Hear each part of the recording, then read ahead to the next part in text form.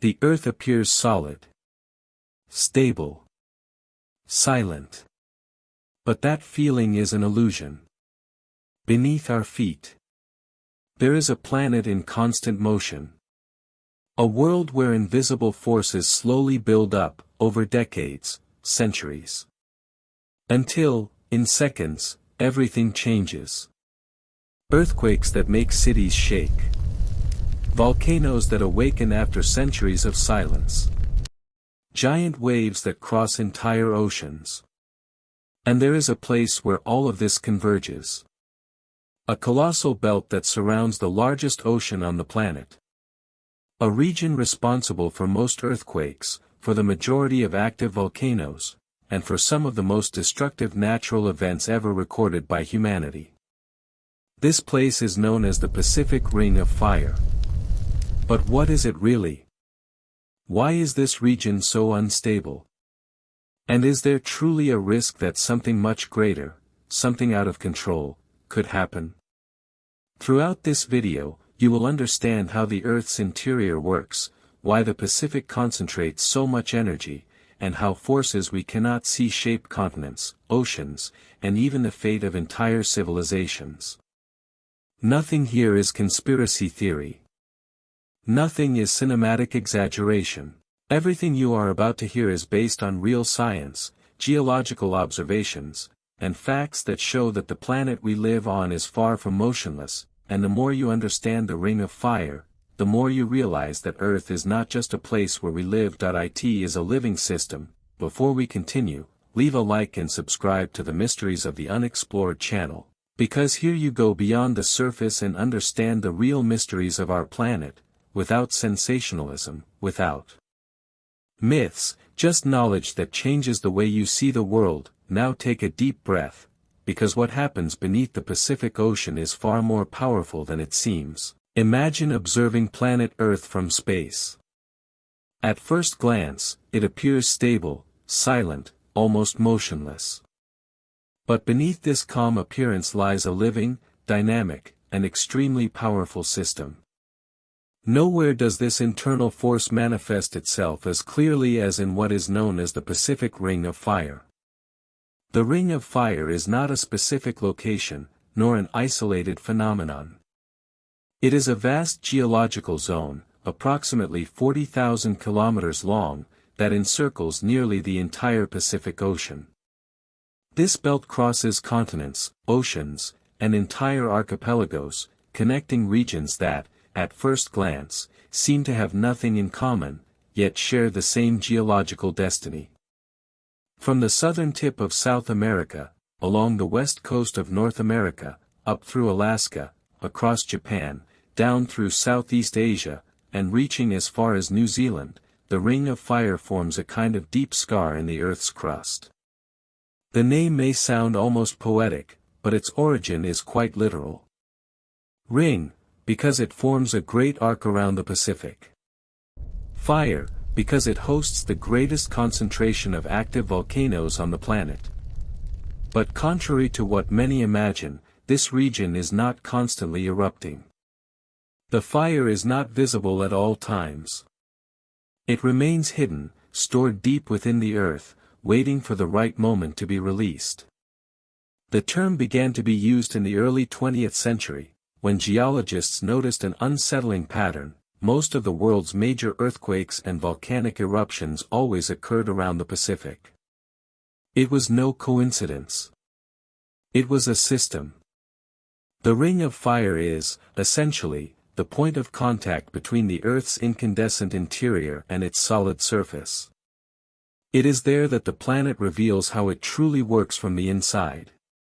Along this belt are some of the most famous, and most dangerous, volcanoes in human history. Mount Fuji in Japan. Mount St. Helens in the United States. Krakatoa in Indonesia. Villarrica in Chile. Each of them is a kind of pressure valve for the energy accumulated deep within the planet. But the Ring of Fire is not limited to visible volcanoes. Most of its activity occurs out of human sight, on the ocean floor. Thousands of submarine volcanoes, fissures, and geological faults constantly release energy, reshaping the Pacific seabed without us noticing. This means that even when there are no spectacular eruptions or devastating earthquakes making headlines, the Ring of Fire is never truly still. It is always in motion. To understand its importance, it is necessary to abandon the idea that the Earth is a solid, unchanging block. Our planet is made up of layers. The crust, where we live, is relatively thin, in some places, less than 10 kilometers thick. Beneath it lies the mantle, composed of extremely hot and dense rocks, in constant motion. The Ring of Fire is the place where this thin crust is most strained, pressured, and fractured. It is there that the Earth breathes. Throughout human history, entire civilizations have developed over this region without fully understanding the risk. Ancient peoples viewed volcanoes as sleeping gods. Earthquakes were interpreted as divine punishment or omens. Today, we know that all of this is part of a natural process, but no less impressive. Even with all modern technology, the Ring of Fire still imposes clear limits on our control. We can monitor it, partially predict events, and evacuate risk areas, but we cannot stop its activity. It existed long before humanity, and it will remain active long after. Another important detail is that the Ring of Fire is not a perfectly continuous line. It is made up of several segments, each with its own characteristics. In some regions, the activity is explosive and violent. In others, slower and almost imperceptible. This makes the Ring of Fire, at the same time, a symbol of destruction and creation. Volcanoes destroy cities, but also create new land. Eruptions release toxic gases, but enrich the soil. Earthquakes cause tragedies, but shape continents. Without the Ring of Fire, the planet we know simply would not exist in the same way. It is responsible for the formation of entire mountain ranges, for islands that emerged from the ocean, and for profound changes in the planet's geography over millions of years. When we talk about the Pacific Ring of Fire, we are not talking only about a geological phenomenon. We are talking about a fundamental force of the Earth, an invisible gear that keeps the planet in constant transformation. And perhaps the most fascinating aspect is this. Despite all its potential violence, the Ring of Fire follows extremely precise natural laws. There is no absolute chaos there. There is order, patterns, and cycles, even if they are too complex to be fully controlled. Understanding what the Ring of Fire is the first step toward understanding how the Earth truly works. Not the static Earth of maps, but the living planet, in motion, pulsing beneath our feet. To understand why the Pacific Ring of Fire concentrates so much energy, it is necessary to look at the Earth not as a solid, immobile planet, but as a system in constant motion. Everything begins far beneath our feet, in a process that has been taking place for billions of years and remains active today. The planet's surface is made up of enormous blocks called tectonic plates. They fit together like a gigantic puzzle, covering the entire Earth's crust. However, unlike fixed pieces, these plates move slowly, driven by the intense heat coming from the Earth's interior. These movements are almost imperceptible in everyday life, usually just a few centimeters per year.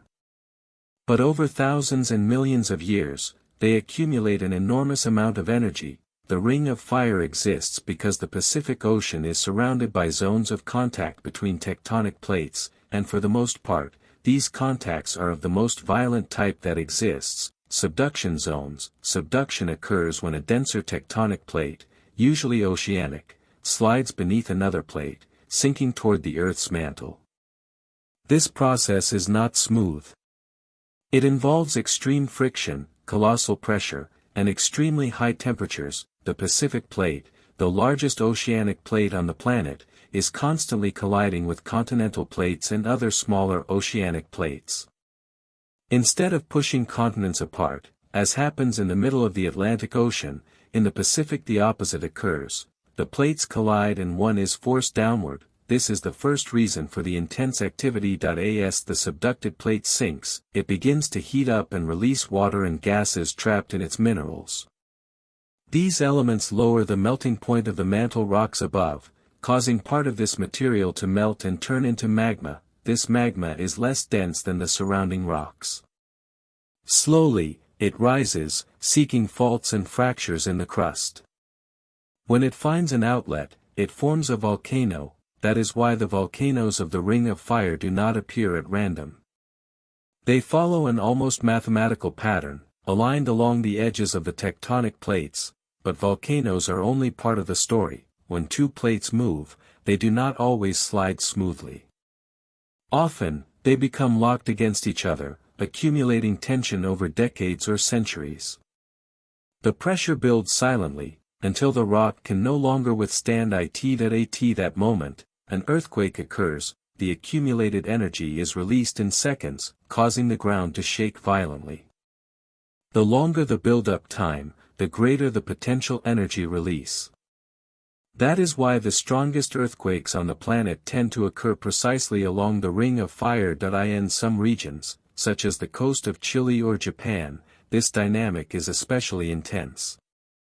The plates there move rapidly, and subduction occurs continuously. The result is a sequence of earthquakes, ranging from small, almost imperceptible tremors to gigantic events capable of altering the Earth's rotation by tiny fractions. In addition to subduction zones, the Ring of Fire also contains transform faults, places where two plates slide laterally past one another. A classic example is the San Andreas Fault in California. In this type of boundary, there is no magma generation, but friction is constant. Energy accumulates and is released repeatedly, making these areas extremely prone to earthquakes. Another factor that makes this region so active is the variable thickness of the Earth's crust. In many areas of the Pacific, the oceanic crust is relatively thin. This facilitates the transfer of heat from the mantle to the surface, intensifying volcanic activity. In addition, the Earth's mantle is not static. It behaves like an extremely viscous fluid, with convection currents that transport heat from the depths to more superficial layers. These currents act like an invisible engine, continuously pushing the tectonic plates. The Ring of Fire is positioned directly above some of the most dynamic regions of these currents. It is important to understand that this activity is not uniform. Some areas of the Ring of Fire are highly explosive, with violent eruptions and frequent earthquakes. Others are more stable, accumulating energy over long periods before releasing everything at once. This creates an unpredictable scenario, where long periods of calm can be followed by extreme events. Throughout Earth's geological history, the Ring of Fire has changed shape and position. Continents have moved, oceans have opened and closed, but the Pacific has always been a region of intense tectonic activity. This happens because the Pacific Ocean is slowly shrinking.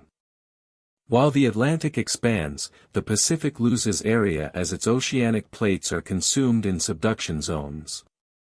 This process further fuels the Ring of Fire. In simple terms, the Pacific is being slowly swallowed by the Earth. This process does not occur on a human timescale, but it is continuous and inevitable.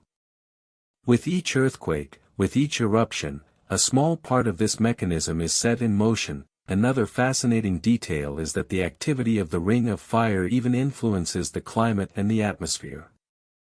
Large volcanic eruptions can launch ash and gases into the stratosphere, reflecting part of the sunlight and causing temporary cooling of the planet. In other words, what happens in this region does not affect only those who live nearby. Its effects can be global. The reason the Ring of Fire is so active is not linked to a single factor, but to the perfect combination of geological conditions: colliding plates, thin crust, a hot mantle, and constant movement. It is the most powerful gear in the Earth's tectonic system operating at full capacity. That is why, when we look at a map and see this enormous belt of volcanoes and earthquakes around the Pacific, we are not seeing chaos. We are seeing the planet operating exactly as dictated by the laws of physics and geology. The ring of fire is not an anomaly. It is a natural consequence of a living planet, and as long as there is heat within the Earth, which should last for billions of years, this region will remain active, shaping continents, creating islands, and reminding humanity that the ground beneath our feet is far from permanent. When the Earth moves beneath our feet, the impact is immediate and visceral. But when this movement happens on the ocean floor, its consequences can cross entire continents. In the Pacific Ring of Fire, earthquakes and tsunamis are closely linked, forming one of the most destructive natural combinations on the planet. Everything begins far from the surface, in regions where tectonic plates are locked against one another, accumulating tension over years or centuries. These plates do not slide smoothly. They grip, jam, resist. Meanwhile, energy continues to build silently. When the limit is exceeded, the rupture happens in seconds. An earthquake is, essentially, the sudden release of this accumulated energy. Rocks shift, faults break, and seismic waves propagate in all directions, traveling through the planet like invisible vibrations. In the Ring of Fire, many of the most powerful earthquakes occur in underwater subduction zones.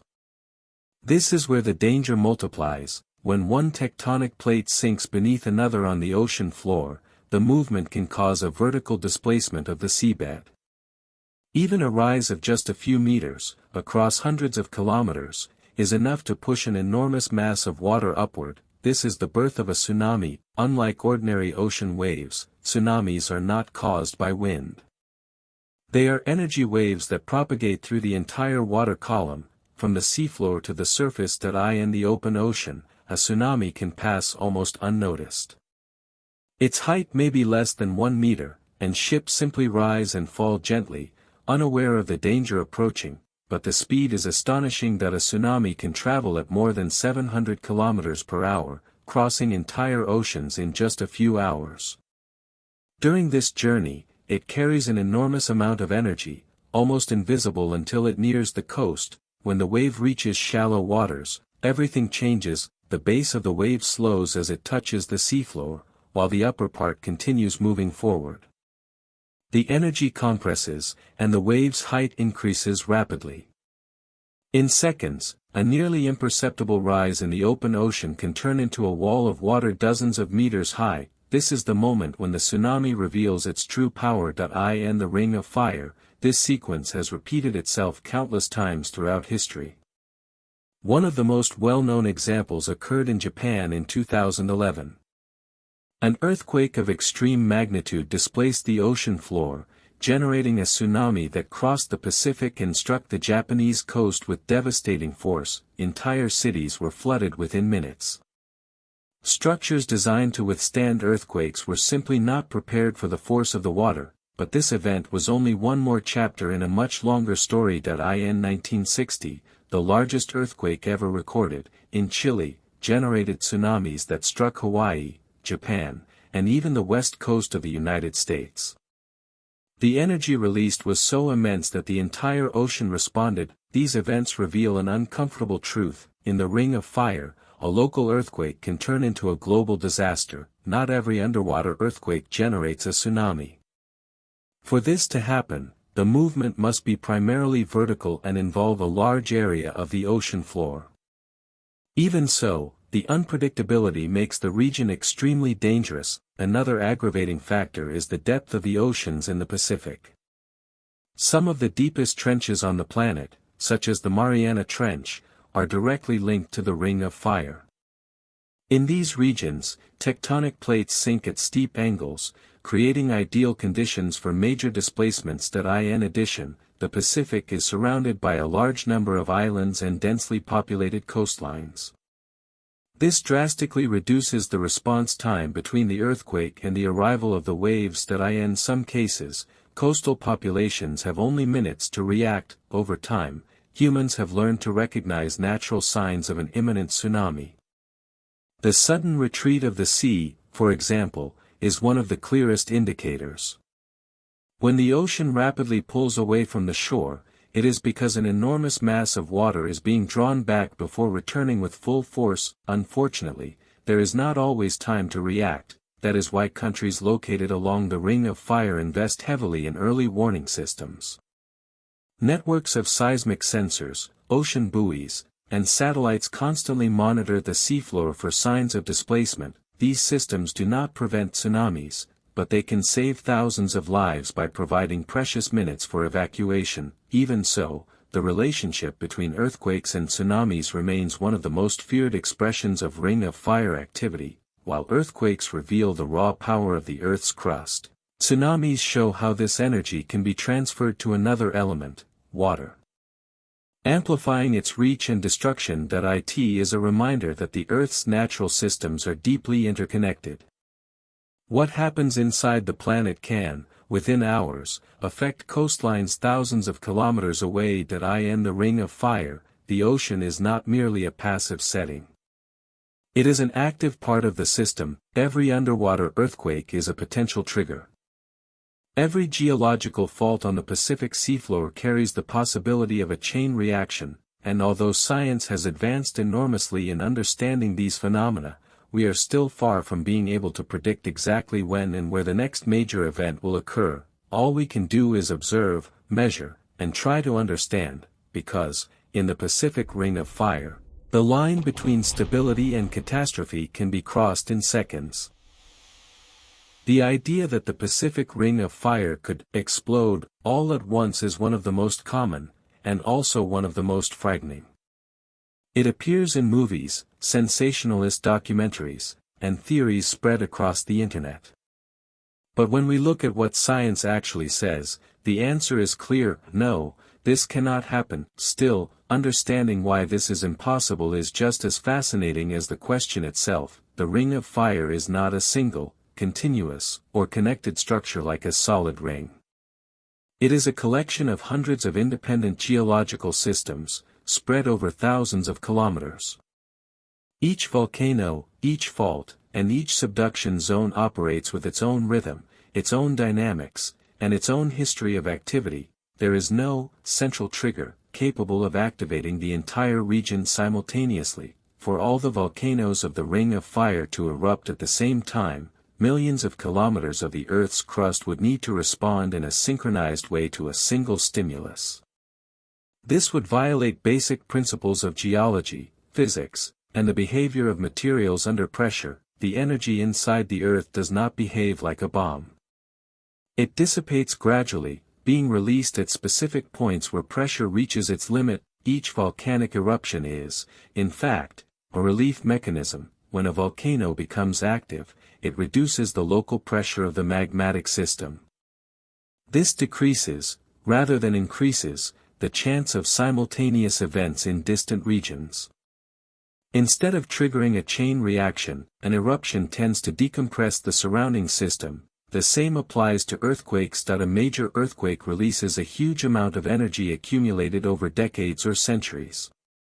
After such an event, the affected region enters a period of readjustment.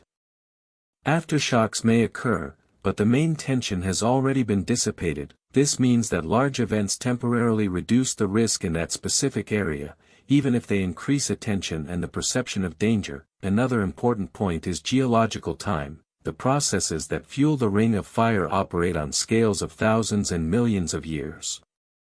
Even the most violent events we witness are only minor adjustments within a much larger system. The Earth does not store energy for a sudden global collapse. It releases this energy continuously, in different locations, at different intensities. Confusion often arises because the Ring of Fire is almost always active somewhere. While a volcano erupts in Indonesia, an earthquake occurs in Chile and another in Japan.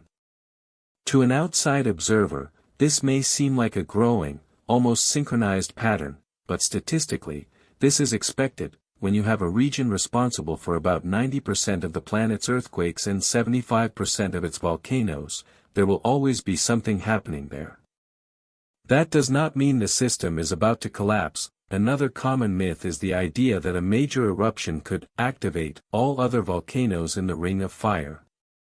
While small local interactions can occur, such as pressure changes in nearby systems. These effects do not propagate across thousands of kilometers. Geological structures are simply not connected in that way. Even supervolcanoes, like those that exist in other parts of the world, do not have the capacity to trigger a global reaction across the ring of fire. They are rare, isolated, and extremely specific systems. Modern science also offers a reassuring factor: constant monitoring. Today, the Ring of Fire is one of the most closely monitored regions on the planet. Satellites measure millimetric deformations in the Earth's crust. Seismographs detect almost imperceptible tremors. Sensors analyze volcanic gases and temperature changes. These data do not allow us to predict exactly when an event will occur, but they do allow warning signs to be identified with enough advance notice to reduce risks that if there were any real possibility of a simultaneous collapse of the Ring of Fire, the signs would be detected long beforehand. It would not be a sudden, silent event, but there is one important point that deserves attention. Although the Ring of Fire cannot explode all at once, that does not mean it is harmless. Isolated events within this region can be extremely destructive, affecting millions of people and having global impacts. The real danger is not an unlikely apocalyptic scenario, but the frequency and intensity of local events. The true threat lies in underestimating the power of nature while believing in exaggerated myths. When we understand how the Ring of Fire truly works, we realize that it is not an unpredictable enemy about to destroy the planet. It is a natural system, governed by clear physical laws, that has been shaping the Earth since long before human existence. Fear is born from ignorance. Science, on the other hand, offers us something far more valuable: understanding. Knowing that the Ring of Fire cannot explode all at once does not diminish its importance, quite the opposite.